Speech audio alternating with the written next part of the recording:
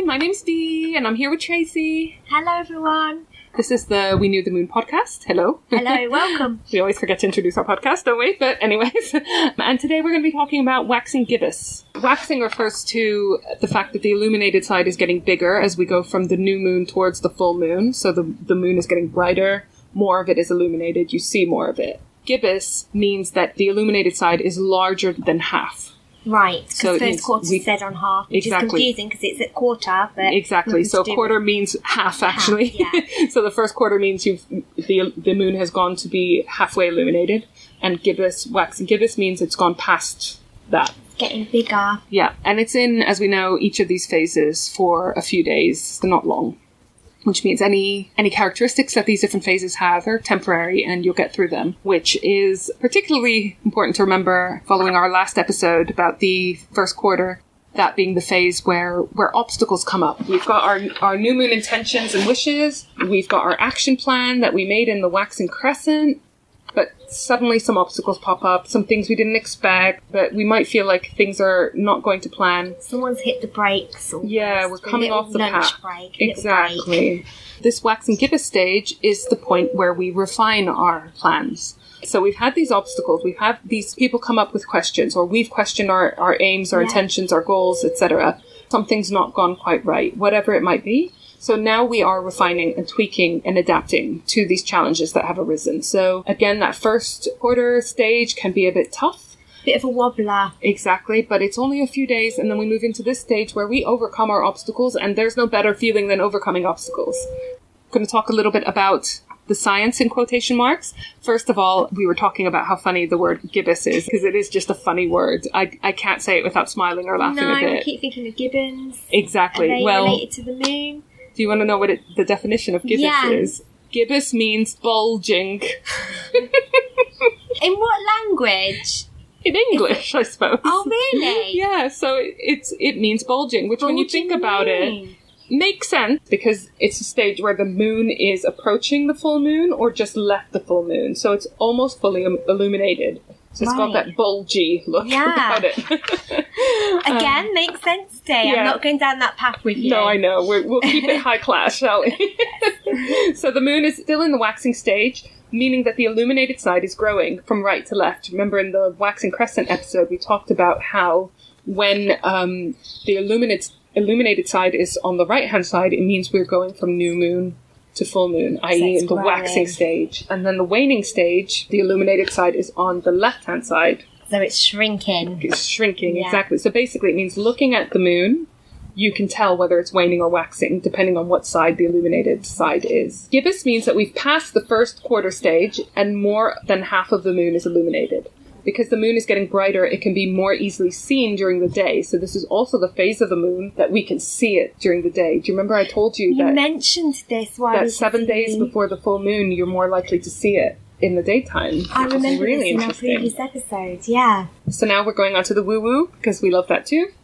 So now is the time to refine and tweak your goals and your wishes. So you've had those obstacles, as we said, and you're tweaking and refining your plans so you stay on course, which is why it was so important in the waxing crescent phase to bolster up your self-confidence defenses through self-care and whatever you need to do to help you feel confident. Affirmations, hanging around friends that make you feel positive about yourself, etc., etc.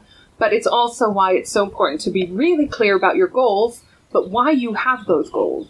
And again, it's a really important life lesson, isn't it? To always be as flexible as you can. Much might have changed since you've set your goals at first. For me, I always like to get all of my projects to a pause stage because I know full moon's coming, Dee. Yeah. And I know what happens to me at full moon. My brain goes like to jelly, to water. Exactly. So you need to pause and gear up to pause. Exactly. Prepare to pause. Yeah, prepare to pause. That's really nice. Next t-shirt. Next t-shirt. But yeah, it's really important to plan that into the plan, basically, to schedule that in, right? Rather than rushing. Because it's going to happen whether you want it or not, so why not make it part of the process? Or be hard on yourself as well. Oh, I'm so rubbish, I didn't get to where I wanted to be. But what I also think is a super important part of this time is to think about, because we talk about how a lot might have changed since you first set your goals. But is there anything you need to edit or let go of? Maybe you've achieved part of your goal and you realize that actually it's not what you wanted. Yeah. Maybe you got that promotion and you realize actually it encapsulates all the shit parts of my previous job with none of the parts that I loved. Yeah. And okay, I'm earning an extra $3,000 a year, but I barely notice that in my paycheck and I'm working longer hours, for example. Absolutely. So it's a really important time to look at whether your goal is still your ultimate goal. Yeah. It's okay to be like, nope, need to take a couple of steps back because I've gone off track here. Yeah. That's absolutely fine. You have a lot of pressure from your society, your culture, your parents, yourself, all kinds of things, right? About what we should want, what we should be striving for. Really refine what you feel and think than what you're brought up to think or watch. We watch soaps, we watch TV, we follow other people's paths and we kind of feel that we need to do what they're doing and feel the same way. But once you dig deeper, you might find that you've got a different idea. Your soul wants a different journey. Yeah. So you have to be very clear on your own goals to be able to stand up to any kind of obstacles you have, any questions you get. So forth, right? And it's the same with all of these mini projects that you're doing each lunar cycle. Be really clear on what you're doing, why you're doing it, so that if any obstacles or questions come up, you feel confident defending it and it doesn't make you waver on your viewpoint. Still see that finish line. It doesn't go further away, The woo-woo. Back to the moon. Back to the woo-woo. It's a great time to pay attention to the details. Again, or have you got them right? And don't resist change during this phase because it is that phase of adapting and tweaking and whatever. Yeah. So things will change during this phase. But see it as you're making your plan better. You're going to make the outcome better as a result of this. Yeah. It's the time to definitely practice mindfulness because change is hard. Whether it's good or bad, it's hard. It's challenging, isn't it? For a lot of the time. Practice mindfulness. Have another moon bath. We were saying that too many moon baths. You can never have enough. So that's like 8 moon baths of lunar cycle. You're very close to achieving your goals during this phase. You're on the right track. You just need to keep on tweaking and you need to keep up the momentum. So anything you can do to keep your energy up, keep your motivation up, do that. Maybe hang up with a friend who's everyone's got that friend that makes them feel positive and like, yeah, I can do this, Have a cup of tea with that person. It's time for gaining and attaining. Ooh. Yep. I.e. friends, wealth, skills, etc. Probably dependent on which zodiac sign the moon is in. So the flavour of the moon. It's the flavour of the moon, exactly. Waxing Gibbous. That's Waxing Gibbous for us. I like Waxing Crescent and Waxing Gibbous. I know, they're quite fun, aren't they? I think it goes with our signs, though, Dee. You're Aries, I'm Taurus.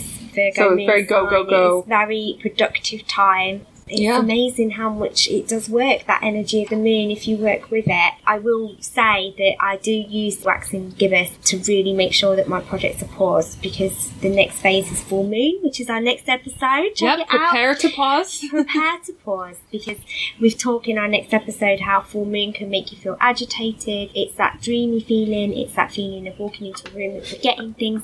If you continue to try to work through this phase, you will not be productive or what you produce will not be as good. The full moon period can be super positive though if you go with it, right? Oh, it's such a lovely phase. And it answers a lot of questions. Reflection, we talk about that in our next phase, but it is so interesting how this closes the first half of the moon cycle almost. Yeah. And now we're going from production into go-getting into now reflection, forgiveness and release. So the full moon being very much a time of reaping our rewards, and then we go, as we head from full moon to new moon, it's the reflection period. It's such a softer time, We're thinking back on what we've done in this lunar phase and thinking about the next one. What do we want to take forward, let go? So, moment of gratitude this week. My one, I'll only briefly touch on this because I don't want to cry again. I am super grateful for my body. I saw this week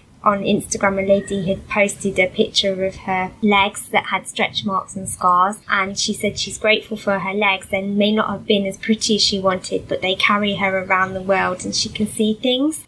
I don't want to go too deep here, but I felt really, really sick with coronavirus in March. I came very close to not being here, and I promised myself, I am getting emotional again, that I would look after my body. Oh, Dee, don't cry. No, stop it. Tracey just clapped because we clap when we need to stop editing, but I'm going to leave it in actually. No. Yeah. Okay. It's an important message, Yeah. you know? Like, we take our bodies for granted, don't we? Yeah, and we should have gratitude because they carry our soul. I wasn't scared of dying because I knew my soul would go on to another journey, but I wasn't ready to leave. Oh no, when Dee and I go off on one, it's really... I thought these moments of gratitude would be really lovely, and Sorry, they are, but it's... cry again. Oh, God. So really honour your body and have a think about, you know, it allows your soul to be here. I think when you come close to something like that or you have an experience, you really start to disconnect from your body a bit because you think you're going somewhere else. Mm-hmm. And I promised it to look after it if it would fight this virus and get me through. Which I'm trying my best, although I was saying to Dee I'm still eating chocolate. But, you know, when you look at life like that, it's so fragile, and maybe sometimes we don't look after ourselves enough, or we hate parts of our body because we're, you know, we've got scars, or we've got stretch marks, or we're not tall enough, or we're not the right weight, or our hair's doing something. But just have a think about what your body does for you. It carries you and allows you to experience, sorry I'm going really deep, but it allows you to be around the people you love and enjoy your journey with them and experience the world. And if your body fails or something happens to it, that's when you start to really appreciate it. Yeah. So my gratitude, sorry for being emotional, is my body. As a bystander to your illness, just really happy you got through it because it would have Thank you, Dee. And I saw what you went through and it was awful. So all those people that think that coronavirus is a hoax, I mean... No. Yeah, you know, maybe you're just lucky that you haven't been touched by it personally. Yeah.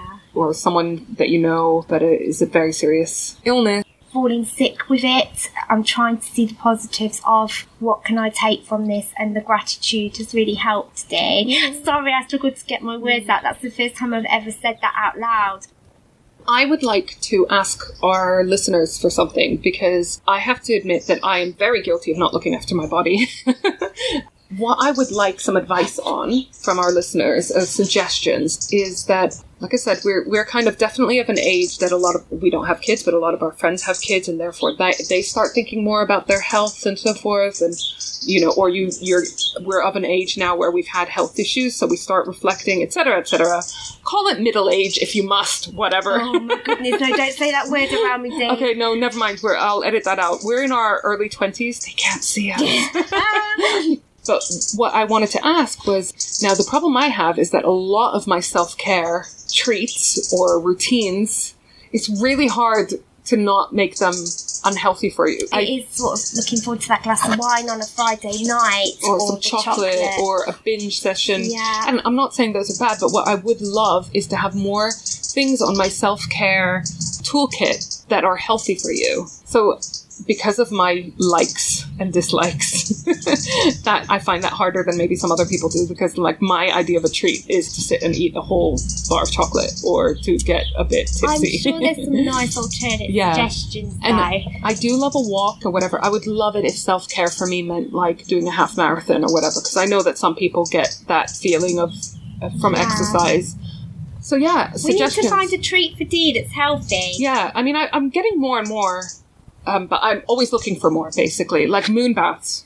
Yes. There's a great example of something that's not bad for you, that is fully luxurious, you know? Please help us look after ourselves by telling us things we can do. And if I think of anything, I'll let you know, Dee. Yeah. I know there's something called non-secco that I've been having because I can't drink at the moment, which is alcohol-free Prosecco. I never thought I'd look forward to an alcoholic-free beverage on a Friday, but it's replaced it quite nicely because it tastes the same. Sorry we got a bit emotional again. Sorry, get used to it, I think. Yeah.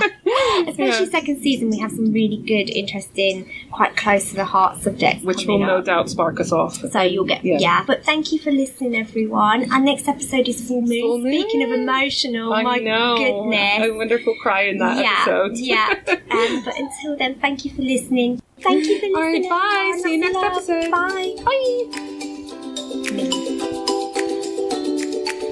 If you enjoyed that and you want more from us, why don't you head over to our Patreon page, patreon.com/We Knew the Moon, and check out some bonus content. Also, if you want to stay up to date, you can follow us on our Facebook page, at we.knew.the.moon. If you could leave us a review on our Facebook page, that would mean a lot. Our Instagram handle is the same as our Facebook, at we.knew.the.moon. We are on Twitter at WeKnewTheMoon1, and we are also on Pinterest. Just search for We Knew the Moon. Finally, if you want lots more fun, moon info and all things spiritual, plus our lovely shop, please visit our website, weknewthemoon.co.uk.